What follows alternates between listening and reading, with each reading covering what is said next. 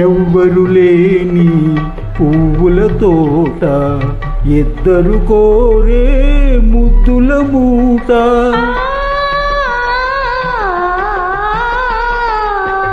ఎవ్వరు లేని పువ్వుల తోట, ఇద్దరు కోరే ముద్దుల మూట.